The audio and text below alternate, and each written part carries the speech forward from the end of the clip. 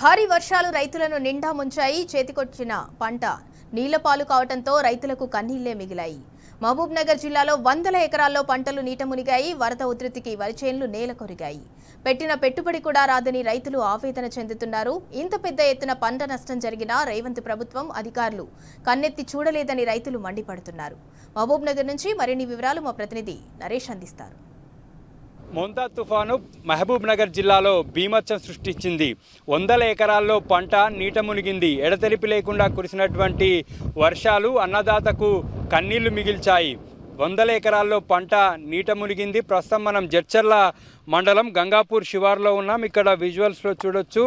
వరి పంట అంతా కూడా నేల కొరిగింది. ఆరుగాలం కష్టపడినటువంటి రైతన్నకు పంట చేతికొచ్చేటటువంటి సమయంలో భారీ వర్షాలు కన్నీళ్లను మిగిల్చాయి. పెట్టినటువంటి పెట్టుబడి కూడా వచ్చేటటువంటి పరిస్థితి లేదు. ఈ సీజన్లో ఇప్పటికే భారీ వర్షాల కారణంగా పత్తి చాలా చోట్ల దెబ్బతిన్నది. పత్తి వేసినటువంటి రైతులకు ఈసారి పెట్టుబడి కూడా రానటువంటి పరిస్థితులు ఉన్నాయి. మరోవైపు కోతలు పూర్తయినటువంటి వడ్లు కళ్ళాల్లో కూడా తడిసిపోయాయి. ఇటు మరోవైపు వరి కోతలు కానటువంటి పంట పూర్తిగా కూడా నేల కొరిగి రైతులకు కన్నీళ్లు మిగులుస్తూ ఉంది. పెట్టుబడి కూడా వచ్చేటటువంటి పరిస్థితి లేదు. జడ్చర్ల మండలం గంగాపూర్ గ్రామానికి సంబంధించినటువంటి రైతులు ప్రస్తుతం మనతో పాటు ఉన్నారు. ఎన్ని ఎకరాలు వరి వేశారు? అసలు ఏం జరిగింది? ఈ పంట చేతికొచ్చేటటువంటి పరిస్థితి ఉందా? మేము 4 ఎకరాలు వేసినామండి. నా పేరు చెన్నకేశ్వర్ గౌడు. మేము 4 ఎకరాల వరి వేసినాము. ఎంతో ఈసారి మాకు రైతు బంధు లేక రుణమాఫీ కాక ఎంతో ఇబ్బందులతో అప్పులు తెచ్చి పంటలు వేసుకున్నాం. మేము ఆ అప్పులు వేసుకున్న పంటలకు కూడా మాకు యూరియా సంచులు దొరకక లైన్ల రోజుల తలబడి లైన్ల నిలబడి ఎంతో కష్టపడి తెచ్చి మేము పంట సాగు చేసుకున్నాము. అంత మూమెంట్లో లాస్ట్ మూమెంట్లో ఈ వానలు వచ్చి చూస్తున్నారు కదా పంటలు ఎలా ఉన్నాయో. ఈ పరిస్థితి ఇట్లుంది. మాకు ఏం చేయాలనో తోసలేదు. మాకు పెట్టుబడి తెచ్చిన వాళ్ళకి ఏమి ఇవ్వాలి, మేము ఏం తినాలి, మేము రైతులం ఎట్లా బతకాలనో కూడా మాకు అర్థం కాని పరిస్థితి ఉంది. మాకు ఏం చేయాలనో ప్రభుత్వం దయచేసి మమ్మల్ని ఆదుకోవాలని కోరుకుంటున్నాం. ఎన్ని ఎకరాలు వేసినారు? నేను 10 ఎకరాలు వేసినాను సార్. మాది మొత్తంగా నిన్న వర్షం వచ్చింది. మొత్తం వర్షం వచ్చి అడ్డం పడిపోయింది. మొత్తం ఎర్రగా ఇంకొక వారం అంటే కోసుకుందాం మేము. ఈ వర్షం వచ్చి మొత్తం అడ్డం పడిపోయింది. దీన్ని ఏం చేయాలో నీళ్ళలా పోతుంది. దీన్ని 2 రోజులు అయినే వాన పడుతుంది. కొట్టుకుపోయినట్లు పోతుంది. ఇది ఎట్లా చేయాలి, ఎట్లా కోసుకోవాలి? పిండి సంచులు దొరకక లైన్ నిలబడి ఏరియా సంచులు తెచ్చి అట్లా చల్లుకున్నాము. అట్లా చల్లి అంతా ఏరియా దొరకపోయినా కూడా అడుగు తెచ్చి చల్లినా కూడా మొత్తం 10 ఎకరాలు మొత్తం నీళ్ళ కొట్టుకొని పోతుంది సార్. మొత్తం అడ్డం పడిపోయింది సార్. ఎట్లా బతకాలి, మేము అప్పులు ఎట్లా కట్టాలి? 10 ఎకరాలు ఎప్పుడు కూడా నాటకుంటే సార్. ఇప్పుడు అసలు 4 ఎకరాలు 5 ఎకరాలు నాటుకుంటే ఈసారి పత్తి కొద్దిగా పెట్టినా అని చెప్పి వరి నాటుకుంటే మొత్తం నీళ్ళ పాలైపోతుంది సార్. ఎట్లా వీళ్ళకి బాకులు ఎట్లా కట్టాలి, ఎట్లా బతకాలని పిల్లలు అదే మా పరిస్థితి. ఏం చేయాలి? మీరు ఏమైనా ఉపయోగించండి, చేయండి ఏదైనా ఒకటి. గవర్నమెంట్ అనేది ఉపయోగించండి, చేయండి సార్. ఇది ఒక్కటి చేయండి సార్. ఈ ఒక్క సంవత్సరం ఎన్నో కూడా వచ్చేకాలం ఈ సంవత్సరంలోనే వాడదు. ఎప్పుడు కూడా ఇట్లా కూడా వాడకుంటుండే. ఎట్లా బతకాలి? ఎంతగా నీళ్ళలో కొట్టుకుపోతుంది సార్. చూడండి సార్, నీళ్ళు మొత్తం పోతున్నాయి. ఏదైనా చేయండి సార్. ఎంత పెట్టుబడి పెట్టినాయి? దీనికి 2,50,000 పెట్టినా సార్ 10 ఎకరాలకు. అంతే. ఇంకా అంతా నేను అప్పు తెచ్చే పెట్టాను సార్. కొంచెం కవులు పట్టినా ఇక కొద్దిగా ఇప్పుడు మా సొంత ఉన్నది మొత్తం అడ్డం పడదు సార్. నిన్న నైట్ పడదు సార్, ఎప్పుడు పడలేదు. నిన్న నైట్ ఎక్కువ వర్షం పడి మొత్తం కొట్టుకుపోతుంది. ఇంకా నీళ్ళు 2 రోజుల నీళ్ళు ఇంకా బంద్ అవుతలేదు. అది పరిస్థితి. మీరేనా ఎకరాలు? మాది 2 ఎకరాలు వేసినాం. 2 ఎకరాలు వేసినాం. మొత్తం షాపలాగా పరుచుకున్నది. అట్లా ఏం చేయాలో అర్థమైతలేదు సార్ మాకైతే. మొత్తం దాన్ని ఏమన్నా కట్టలు కడతామన్నా అది పోయేటట్లుంది. ఏం చేయనికెళ్ళి మొత్తం నీళ్ళ పాలైంది. మొలకెళ్ళేటట్లుంది. ఏం చేయనికెళ్ళలేదు సార్. అది ఏవో ప్రభుత్వం ఏమన్నా ఇట్లాంటి వాళ్ళకి ఏమన్నా సహాయ సహకారాలు చేస్తే బాగుంటుందని మన అంతే సార్. ఇంకా మేము ఏం చెప్తాం? ఇంకా అంతా ఏం చెప్పాలన్నా నోట్లకే మాట వెళ్తలేదు. ఇవన్నీ చేంట్లు అయినాక ఏం చెప్తాం? ఇంకా చూసినాం కదా సార్ ఎట్లయింది. మొత్తం ఒకసారి కింద విజువల్ చేసి చూడండి.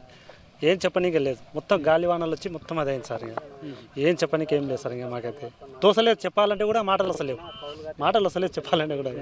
మీరేనా? మేము 5 ఎకరాలు వరి వేసినాం సార్. 5 ఎకరాలు పత్తి వేసినాం. పత్తి పాడైపోయింది. ఈ వరన కోసుకొని బయట పడదామంటే ఈ వాన రాత్రి నుండి ఒకటే వాన ఉన్నందుకు వర్షాలు ఇట్లా పాడైపోయినాయి సార్. వారం రోజులు కోసుకునే చేను నోటి కాడికి వచ్చినాక పాడైపోయినాయి. దగ్గర 3 లక్షలు అప్పు పెట్టుకున్నాను. నేను మంది పొలాలు కౌలు పట్టి చేసినాను. నేను ఎప్పుడు కౌలు చేయకుంటుంది సార్. మోటార్ మెకానిక్ని. ఈసారి కాలం మంచి ఉంది కదా అని నేను మంది పొలాలు పెట్టి కౌలు చేసుకున్నా. పెట్టుబడి గిట్ట వెళ్తలేదు మాకు. పత్తి కాడికి కూలి వెళ్తానికి పోతేనే 500 కూలి మనిషికి, ఒక మనిషికి. ఆటో కిరాయి 1500. మా అంటే 20 క్వింటాల పత్తి తీస్తే 60,000 కూలే కట్టినా సార్ మొన్నటి కాడికి. ఇంకా 2 ఎకరాల పత్తి చేయలేని అది పాడైపోయింది. ఈ వరైనా కోసుకుందామంటే ఈ వరిది ఇట్లా అయింది సార్. మొత్తం నీళ్ళ పాలైంది. మీరేనా ఎకరాలు? మేము 2 ఎకరాలు అంటాం సార్. 2 ఎకరాలు మా ఇట్లే పండింది మట్ట. మట్ట పోయింది, ఏం చేయాలా, ఎట్లా కట్టలు కడితే ఆగుతుందా సార్ నీళ్ళకు? మేము అప్పు తెచ్చి పెట్టుకున్నాం, మేము కౌలుకు చేస్తున్నాం 2 ఎకరాలు. దాన్ని ఏందో దాని దిగులు పోయి చూస్తే కళ్ళకు నీళ్ళు వస్తున్నాయి. పొద్దుగాల వచ్చినా దాని దగ్గర తిరిగి చూస్తున్నాం కానీ ఏం దోసలేదు దాన్ని. ఏం చేస్తావు దాన్ని? మీరే చేయాలి, ఇంకా ఏమన్నా దయచేసి. అధికారులు ఎవరైనా వచ్చి మిమ్మల్ని మందలించారా? ఎవరు మా ఇంతవరకు ఏ అధికారం రాలేదు సార్ మా దగ్గరికి. మేమే రోజు వస్తున్నాం, చూస్తున్నాం, కళ్ళ నీళ్ళు చూసుకుంటాం, చేందికి చూడబుద్దిగా ఇంటికి వెళ్తున్నాం. అంటే ఏఈఓ మీకు ఇక్కడ ఏఈఓ ఉంటాడు? ఏఈఓ రాలే మా దిక్కు. రోజు ఇదే పరిస్థితి మాది. వస్తున్నాం, చూస్తున్నాం, ఏఈఓను యూరియా సంచుల కాడ తప్ప మేము ఏ ఏఈఓని ఎప్పుడు చూడలేదు సార్. ఆయన ఎప్పుడు వస్తాడో ఎప్పుడు పోతాడో కూడా ఆ ఏఈఓ గురించి మాకు తెలియదు. ఆయన ఎప్పుడు ఆ యూరియా సంచులు ఇచ్చేటనాడు ఒకనాడు వచ్చి ఆడ నిలబడి చూసిపోతాడు అంతే తప్ప మాకేం ఏనాడు వచ్చి చూసింది లేదు. మీకు ఏమైంది, ఏం పంట లేచింది అని చెప్పి ఒకనాడు వచ్చి రాసుకున్నది లేదు, చేసింది లేదు ఆ ఏఈఓ. ఒకటి దయచేసి గవర్నమెంట్కి మేము కోరుకునేది ఏంటంటే, దయచేసి మా పంట నష్టపోయిన రైతులందరికీ తక్షణ సహాయం కింద మాకు అందరిని ఆదుకోవాలని చెప్పి మేము గవర్నమెంట్ని కోరుకుంటున్నాం సార్. భారీ వర్షాలు అన్నదాతకు కన్నీళ్లు మిగిల్చాయి. 100 ఎకరాల్లో పంటలు నీట మునిగాయి. మరో 10-15 రోజుల్లో ఈ వరి పొలాలన్నీ కూడా కోత కోసేటటువంటి సమయంలో రైతుకి తీవ్ర నష్టాన్ని మిగిల్చింది. లక్షల రూపాయలు పెట్టుబడి పెట్టి పంట చేతికొచ్చిన తర్వాత అప్పులు తీర్చుకుందామని అనుకున్నటువంటి రైతన్నకు భారీ వర్షాలు తీవ్ర ఆవేదనను మిగిల్చాయి. ఇప్పుడు ఈ పంటను చూస్తూ రైతన్న కన్నీళ్లు పెట్టుకుంటూ ఉన్నాడు. పంట చివరి దశలో ఇలా కావడం రైతులకు తీవ్ర వేదనను మిగిల్చింది.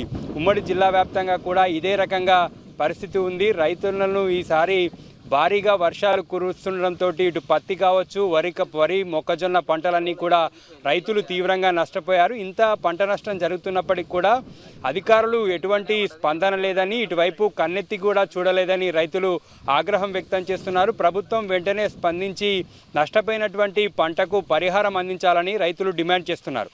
వీడియో శంకర్తో నరేష్, టీ న్యూస్, మహబూబ్నగర్ జిల్లా.